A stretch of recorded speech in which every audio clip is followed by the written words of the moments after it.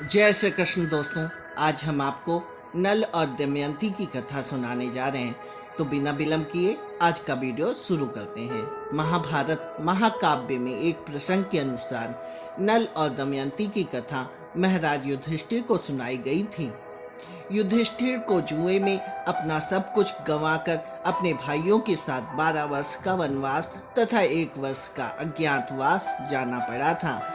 इस वनवास के समय धर्मराज युधिष्ठिर के आग्रह करने पर महर्षि बृहद्रश्रव ने नल और दमयंती की कथा सुनाई थी।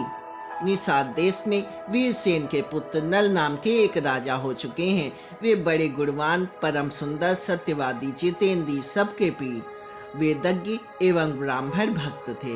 उनकी बहुत बड़ी सेना थी। वे स्वयं अस्त्र विद्या में बहुत निपुण थे।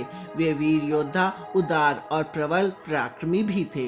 उन्हीं दिनों विदर्भ देश में भीमक्ष नाम के एक राजा राज्य करते थे। उन्होंने दमन ऋषि को प्रसन्न करके उनके वरदान से 4 संतान प्राप्त की।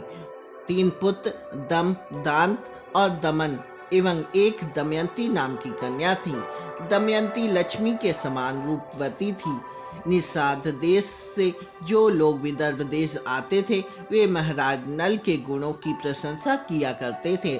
यह प्रशंसा दमयंती के कानों तक पहुंच जाती थी। इसी तरह विदर्भ देश से आने वाले लोग राजकुमारी के रूप और गुणों की चर्चा महाराज नल के समक्ष करते थे। इसका परिणाम यह हुआ कि नल और दमयंती एक दूसरे के प्रति आकर्षित हो गए। दमयंती का स्वयंवर हुआ, जिसमें न केवल धरती के राजा बल्कि देवता भी आ गए। नल भी स्वयंवर में जा रहा था। देवताओं ने उसे रोककर कहा कि वे स्वयंवर में ना जाए। उन्हें यह बात पहले से पता थी कि दमयंती नल को ही चुनेगी। सभी देवताओं ने नल का रूप धर लिया। स्वयंवर में एक साथ कई नल खड़े थे। सभी परेशान थे कि असली नल कौन है, लेकिन दमयंती जरा भी विचलित नहीं हुई। उनकी आंखों ने असली नल को पहचान लिया। सारे देवताओं ने भी उनका अभिवादन किया। इस तरह आंखों में झलते भाव से ही दमयंती ने असली नल को पहचानकर अपना जीवन साथी चुन लिया।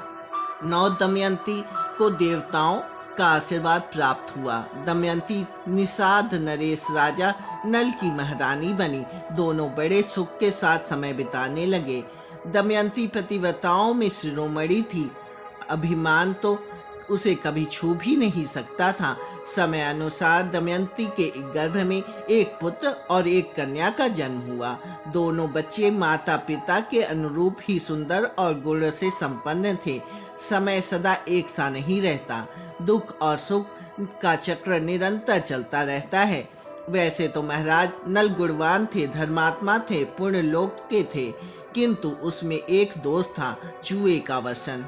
नल के एक भाई का नाम पुष्कर था। वह नल से अलग रहता था। उसने जुए के लिए उन्हें आमंत्रित किया। खेल आरंभ हुआ।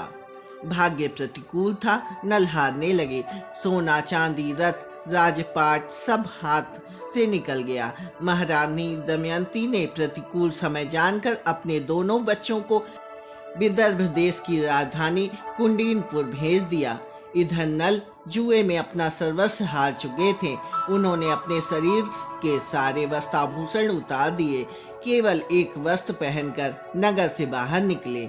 दमयंती भी मात्र एक साड़ी में पति का अनुसरण करने लगी। एक दिन राजा नल ने सोने के पंख वाले कुछ पक्षी देखे। राजा नल ने सोचा, यदि इन्हें पकड़ लिया जाए तो इन्हें बेचकर निर्वाह करने के लिए कुछ धन कमाया जा सकता है।